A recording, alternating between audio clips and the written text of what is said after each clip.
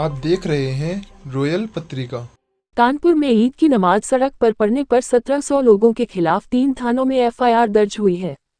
Police का आरोप है कि रोक के बावजूद 22 अप्रैल को जाजमऊ, बाबूपुरवा और बड़ी ईदगाह बेनाझाबर के बाहर सड़क पर नमाज पढ़ी गई। जाजमऊ में 200 से 300, बाबूपुरवा में 40 से 50, बजरिया में 1500 नमाजियों के खिलाफ एफआईआर दर्ज की गई है। इनमें ईदगाह कमेटी के सदस्य भी शामिल हैं। पीस कमेटी ने कहा था सड़क पर न पढ़े नमाज। बेगमपुरवा चौकी प्रभारी ब्रजेश कुमार ने बताया ईद से पहले पीस कमेटी की बैठक हुई थी।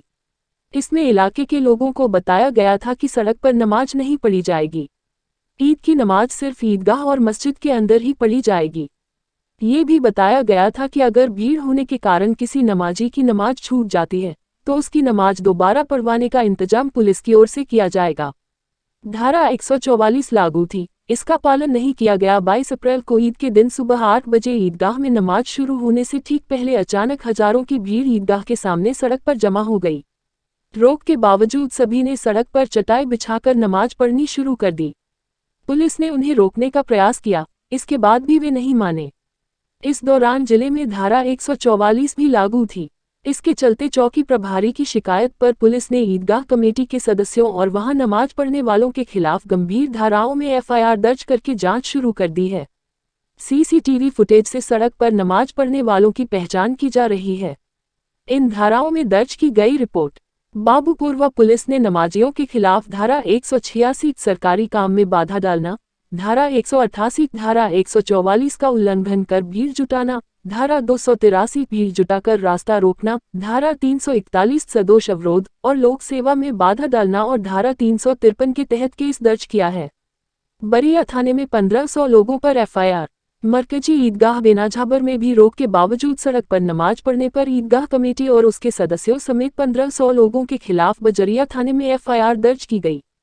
इसमें कहा गया पुलिसकर्मियों के मना करने के बाद भी लोगों ने सड़क पर बैठकर नमाज पढ़ी, जिससे ट्रैफिक रुक गया और जाम लगने लगा। पर्सनल लॉ बोर्ड बोला ऐसा लगता है राष्ट्र एक धर्म का हो गया। एफआईआर पर all India Muslim personal law board AMPLB ने नाराजगी जताई है। बोर्ड के सदस्य मो सुलेमान ने कहा, एक संप्रदाय विशेष को टारगेट किया जा रहा है। ऐसा लगता है कि राष्ट्र किसी एक धर्म का हो गया है। मस्जिद और ईदगाहों में कैंपस के अंदर ही नमाज हुई है। बाबूपुरवा में इतनी बड़ी ईदगाह नहीं है। 10 मिनट के लिए अगर जगह नहीं मिलती है तो नमाजी सड़क पर नमाज पढ़ लेते हैं। बाबूपुरवा में भी इसी तरह सड़क पर नमाज हुई, लेकिन बाबूपुरवा के दरोगा ने एफआईआर दर्ज करा दी। बदकिस्मती यह है कि मुकदमा सड़क पर नमाज पढ़ने का नहीं हुआ है, बल्कि लोक सेवा में बाधा डालना, जो गंभीर अपराध है, और दूसरी महामारी अधिनियम की धारा लगाई है। ये हमारी हुकूमत का माइंडसेट है, जिस पर इस तरह के उत्साहित पुलिसकर्मी काम कर रहे हैं। ये निंदनीय है, समाज के लिए ठीक नहीं है। उद्धरण चिन्ह मो सुलेमान ने कहा, हमारा समाज संविधान से चलता है। संविधान का आर्टिकल -19 सभी समुदायों की धार्मिक आस्था और सांस्कृतिक चीजों का संरक्षण करता है, लेकिन ये सरकार तो संविधान से चल ही नहीं रही है। योगी की सरकार संविधान की धज्जियां उड़ा रही है। उन्होंने कहा, सरकार ऐसे काम कर रही है कि पुलिस कस्टडी में लोग मार दिए जा रहे हैं। पुलिस वाले देखते रहे, मारने वालों पर गोली नहीं चलाई। ये सब हो रहा है। फर्रुखाबाद में प्लेटफॉर्म पर लोगों ने नमाज पढ़ ली तो कहां अशांति फैल गई।